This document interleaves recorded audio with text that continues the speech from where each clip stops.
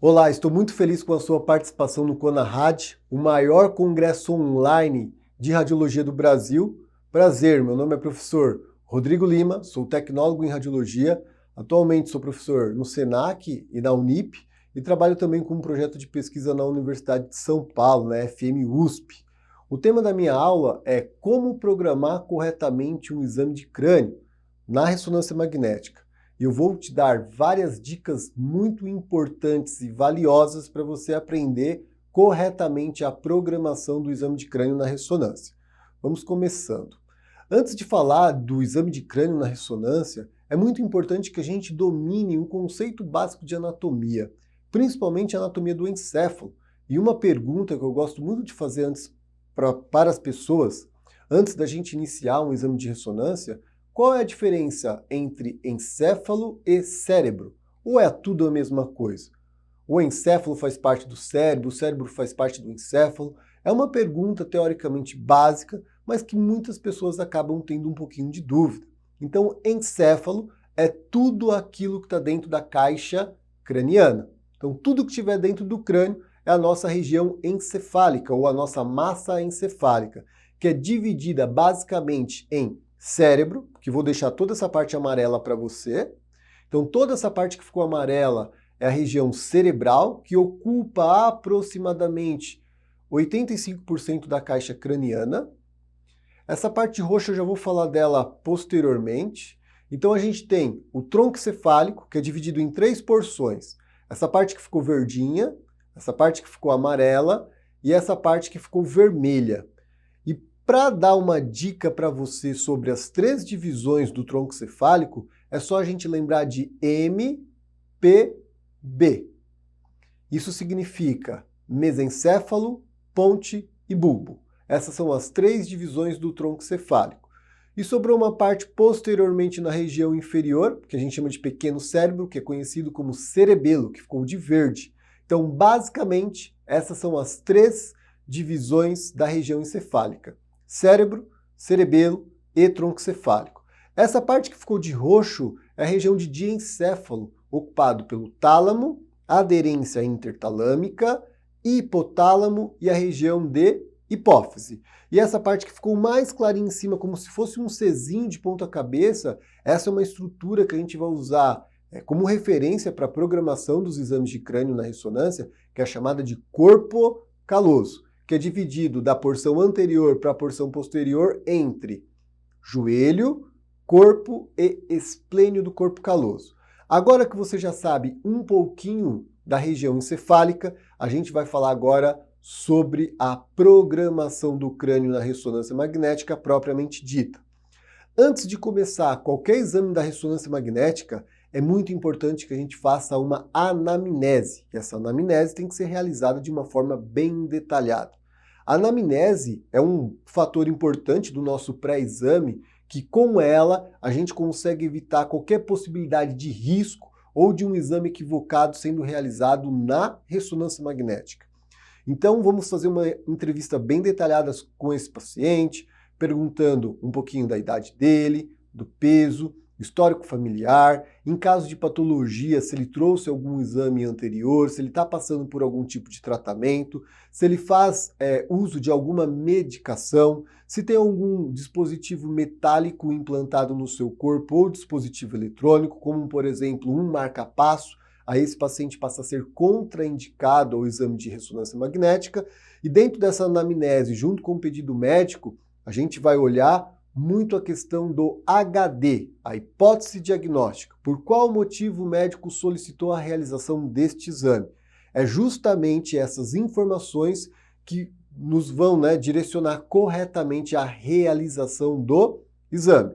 Então, o primeiro passo para qualquer exame a ser realizado dentro da ressonância magnética é a anamnese bem detalhada. Não podemos deixar passar nada desapercebido por esta anamnese, ok? Anamnese bem realizada, a gente vai realizar o exame de crânio na ressonância magnética e nesse HD, nessa hipótese diagnóstica, a gente precisa saber qual que é o motivo. Para a realização do exame de ressonância magnética da região do crânio, é muito importante que a gente saiba quais são as indicações. Geralmente, cefaleia, vertigem, o AVC, o AIT, esclerose múltipla, trauma, tumor, doença de Parkinson, na verdade envolve todas as questões de doenças neurodegenerativas, tá bom? Como Parkinson, Alzheimer, demência, esclerose múltipla, que já foi citada. Então, toda a parte de estudos de doenças neurodegenerativas a gente consegue avaliar com bastante precisão nos exames de ressonância, tá bom? Neurite óptica e neurocistercircose. Qual que é a importância disso?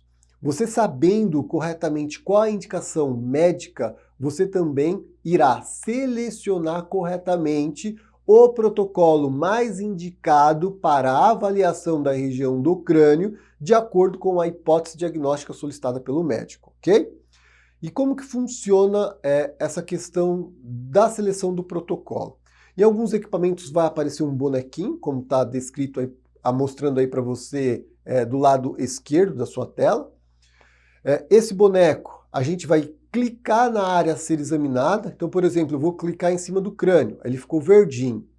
Em cima do crânio vai abrir vários protocolos e eu vou selecionar o protocolo de acordo com a solicitação médica. Então, eu tenho um protocolo de crânio-rotina, eu tenho um protocolo para estudo de órbita, ATM, protocolo de angiografia, um protocolo de hipófise e um protocolo, por exemplo, para esclerose múltipla. Então, de acordo com a indicação médica, iremos selecionar o protocolo mais adequado. Dentro da explicação da aula de hoje, eu quero explicar para você sobre o protocolo de crânio-rotina. Então, o protocolo de crânio-rotina basicamente envolve essas sequências. Eu tenho um localizador dos 3 planos. Esse localizador ele tem que ser bem realizado, porque ele vai ser a minha referência para a programação de todos os exames. Então, independente de qual marca de equipamento você esteja trabalhando, todo o equipamento vai te fornecer primeiramente o localizador em 3 planos. Esse localizador geralmente vai gerar 9 imagens. 3 imagens em cada plano de corte. Então, teremos 3 imagens no plano coronal, 3 imagens no plano axial e 3 imagens no plano sagital. Eu vou escolher a melhor imagem de cada um desses planos e usá-las como referência para que eu faça toda a programação do exame de crânio. Aí a gente vai começar com um axial flare, um axial difusão, um axial T2 estrela SWI, um axial T2 normal, axial T1 spin echo, e aí a gente faz uma sequência coronal T2. Caso haja necessidade de injetar o contraste, alguns locais realizam as aquisições pós-contraste, um axial T1 FAT7, um axial volumétrico em 3D, e aí eu consigo, através desse axial volumétrico em 3D, realizar reformatação nos outros planos de corte, em um coronal ou em um sagital. Isso é regra? Não. Então aqui eu estou citando um protocolo básico da rotina de crânio, porém esse protocolo pode sofrer uma variação de acordo com o local que você estiver trabalhando, ok? Mas basicamente todo protocolo de rotina envolve praticamente essas sequências. Dando continuidade, qual bobina eu vou utilizar? Então a gente já fez a anamnese correta, a gente já sabe qual que é o protocolo adequado que a gente vai estar selecionando. No caso aqui, o exemplo para você é o protocolo de crânio-rotina. E com o paciente dentro da sala, devidamente tudo foi checado, a gente vai selecionar a bobina. E qual bobina ser utilizada? A gente posiciona o paciente nessa mesa, então o paciente ficou aí esse bonequinho de verdinho. E na região do crânio, a gente vai colocar uma bobina de radiofrequência dedicada para a realização do exame de crânio, que é essa aqui. Aqui é um exemplo de um equipamento da GE. Todas as bobinas de crânio geralmente vai ter esse espelhinho aí em cima. Isso é importante para quando a gente coloca o paciente dentro do magneto, pelo espelho ele consiga observar o que tem para fora do magneto. Isso proporciona um conforto maior para esse paciente, ok? Então a bobina utilizada para a realização do exame de ressonância magnética de crânio é a bobina dedicada para essa estrutura anatômica. Se o paciente relatar frio, a gente pode colocar uma coberta, um cobertorzinho por cima do paciente sem problema nenhum, tá bom? Então a gente tem que ter alguns cuidados também em relação ao laser na hora da gente zerar a programação do exame, zerar o movimento da mesa. Toda vez que for passar o laser, é muito importante que o paciente esteja de olho fechado, nunca passar o laser com o paciente com o olho aberto. Esse laser, ele serve de referência para a gente posicionar corretamente a cabeça do paciente e zerar o movimento da mesa. A gente coloca a bobina, pede para o paciente fechar o olho, então o paciente fica como se fosse vestido com esse capacete, isso aí é a bobina de radiofrequência dedicada para a realização do exame de crânio, e ela também vai ter uma marcação que ajuda no zeramento, com esse laser vermelhinho que está aparecendo aí discretamente em cima da bobina. Zerou, essa estrutura anatômica vai ser levada no centro do magneto, que a gente chama de isocentro. O paciente passará a sofrer uma influência de um campo magnético e depois será liberada uma radiofrequência, que é a forma de energia para obtenção de imagem na ressonância. O que confunde muito a cabeça das pessoas que estão aprendendo ressonância magnética é em relação às imagens utilizadas para a questão dos planos de corte. E para a realização desse exame, a gente tem alguns protocolos. Esse protocolo selecionado, dentro dele, vai estar gravado automaticamente alguns parâmetros. Então a gente selecionou lá a bobina dedicada para crânio, a posição do paciente geralmente será em decúbito dorsal head firsting, ou seja, a cabeça do paciente voltada em direção ao tubo. Dentro desse protocolo, teremos as sequências adequadas, já gravadas automaticamente dentro do protocolo, tamanho do FOV, a espessura de corte, a distância entre um corte e outro, que é o nosso espaçamento, tamanho de matriz, tamanho de banda. Cada sequência vai ter um TR, um tempo de repetição, e um TE, e um tempo de eco previamente determinado para aquela aquisição, para aquela ponderação. Número de cortes, né, ou fatias, e o número de necks, que é o número de excitações que a gente faz em cada um dos cortes para melhorar a obtenção de um sinal. Todos esses parâmetros estarão gravados automaticamente dentro desse protocolo, mas mediante ao seu conhecimento e a sua experiência, esses parâmetros podem ser alterados de acordo com a necessidade do protocolo.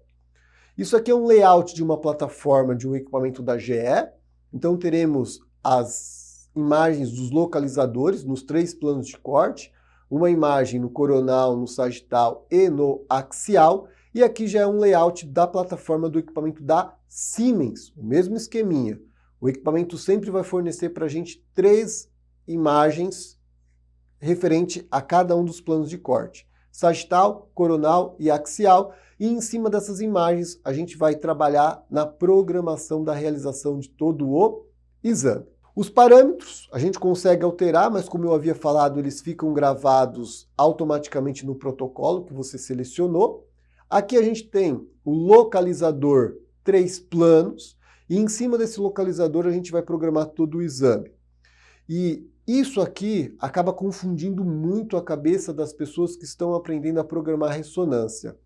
Eu posso usar uma única imagem para programar 2 planos de cortes. Ou seja, eu posso usar a minha imagem coronal para programar um corte axial e um corte sagital. Vamos por partes, de forma cadenciada, para que você consiga compreender todo o raciocínio da programação do exame na ressonância. Então, a primeira imagem que você está visualizando é uma imagem em um plano coronal, e eu uso essa imagem como referência para programar um corte axial. E a minha referência anatômica é a parte inferior do lobo temporal. Já da imagem sagital, eu estou usando ela também para programação de um corte axial. E qual que é a minha referência? A parte anterior e a parte posterior do corpo caloso, que é essa linha pontilhada que você está visualizando em cima da imagem. Então eu uso uma linha paralelamente entre o joelho e o esplênio do corpo caloso para programar os cortes axiais em cima de uma imagem sagital. Isso é muito importante para garantir a simetria. Então eu posso fazer a programação na imagem sagital e na minha imagem coronal eu confiro o alinhamento desse corte. Então, se o paciente estiver com a cabeça um pouquinho inclinada para o lado esquerdo ou um pouquinho inclinada para o lado direito, eu posso inclinar também esse bloco de corte para garantir a simetria durante a aquisição da imagem. Dando continuidade ainda nessa explicação do raciocínio da programação, olha que interessante. Em uma imagem coronal, eu posso utilizar ela como referência também para programar um corte sagital. E qual que é a minha referência anatômica? Linha média e tronco encefálico. Então eu coloco uma linha bem em cima da linha média e do tronco encefálico, paralelo a ela, e aí é a minha referência para fazer o corte sagital. O mesmo esqueminha na imagem axial. Na imagem axial, que é a imagem do meio, eu posso utilizar essa imagem como referência para a programação dos cortes sagitais também, acompanhando lá linha média ou ali, ó, septo nasal e a parte posterior do cerebelo, bem no meio do cerebelo, ok? Por último, a programação dos cortes coronais. Eu gosto de usar muito como referência o tronco encefálico ou a parte posterior do tronco encefálico para a programação dos cortes coronais. E no axial, eu gosto de alinhar os cortes coronais pelo conduto auditivo interno, que é essa linha verdinha que você está vendo pontilhada em cima da imagem axial. Agora, espero que você tenha entendido um pouco do raciocínio da programação. Eu vou mostrar agora na prática aqui a programação dos exames e a aquisição das imagens. Nessa imagem, você já está visualizando aí as 3 imagens localizadoras. O quadradinho que ficou de verde é o meu FOV, meu campo de visão, a área de interesse. Então, automaticamente, a imagem que fica no FOV é os cortes que serão programados. Então, como a imagem axial está dentro do FOV, as outras 2 imagens eu estou utilizando como referência para a programação e alinhamento dos cortes axiais. Na imagem sagital, ao lado da imagem axial, a gente consegue ver uma linha pontilhada em vermelho nesse bloco de corte que eu coloquei para você. Essa linha pontilhada em vermelha é a minha referência, então ela está paralela ao joelho e ao esplênio do corpo caloso. Já a imagem abaixo, lembram lá da dica que eu falei para você, quando a cabeça do paciente fica um pouquinho inclinada? Então eu utilizo a face inferior do lobo temporal como referência para angular um pouquinho o corte de acordo com a disposição da posição da cabeça do paciente.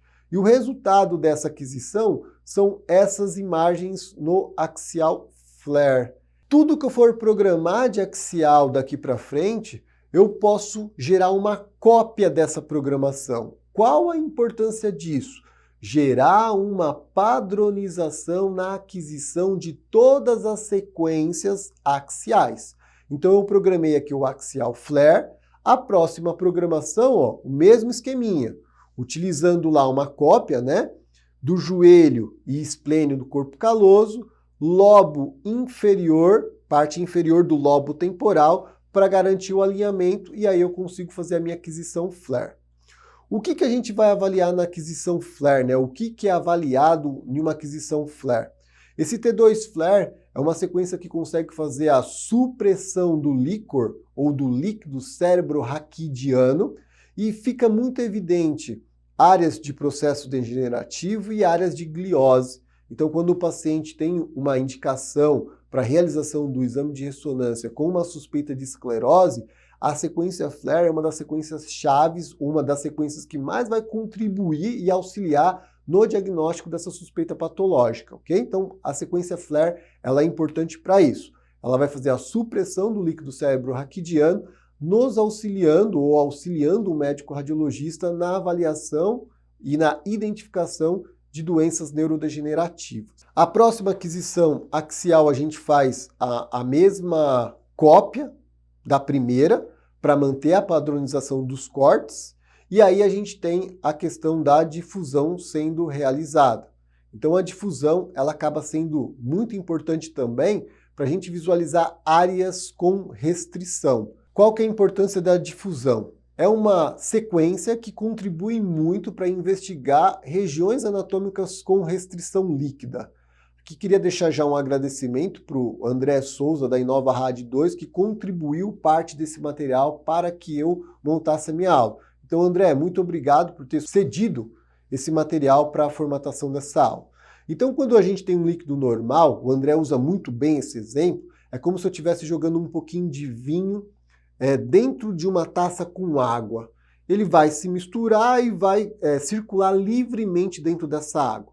Agora, quando eu pego um vinho e derrubo ele em um tecido, a fibra do tecido vai fazer aquela restrição do líquido e não vai deixar que esse vinho se espalhe completamente por cima desse tecido. Isso é a sequência de difusão. Então, abaixo, ó, uma imagem normal, essa imagem abaixo da taça com água e vinho, a gente percebe ela em um aspecto bem homogêneo e uniforme como um todo.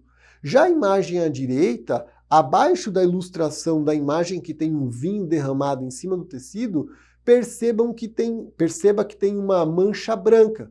E essa mancha branca é justamente onde a gente tem uma restrição. Então a difusão acaba contribuindo e nos auxiliando nesses tipos de diagnóstico, ok? Aqui é a aquisição T2 estrela SWI. Então a gente consegue ter a aquisição da magnitude, da máscara, o SWI, a gente faz um comparativo também com a tomografia. Ela é muito importante para a gente rastrear áreas, por exemplo, com ar. Então essas manchinhas pretas a gente consegue visualizar muito nessa sequência T2 estrela. A próxima aquisição, a gente vai sempre fazendo cópia das aquisições axiais. Aqui nessa aquisição é uma cópia, né, da programação axial e aqui a gente tem a aquisição axial ponderada em T1. A sequência T1 ela acaba sendo muito importante para avaliar todo o aspecto da anatomia morfológica da região anatômica em específico e principalmente para diferenciar algumas patologias, formação císticas, volumes tumorais.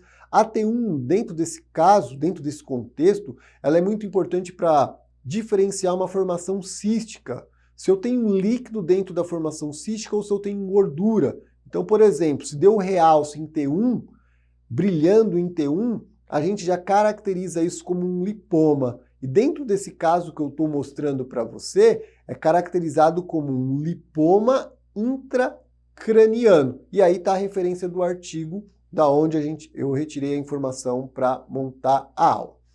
Aqui, indo já para o final das sequências axiais, a gente tem uma aquisição em T2. Aquisição em T2 é uma aquisição que ela acaba contribuindo e muito para achados patológicos pelo fato do líquido, a característica dele é aparecer com hipersinal em T2. Então a gente consegue identificar patologia em uma sequência em T2 por conta de processo inflamatório ou infeccioso. E depois que foi identificado uma patologia, é muito importante que faça a sequência T1 pós-contraste. A gente chama de T1 pós-GD, FAT7 ou com saturação de gordura.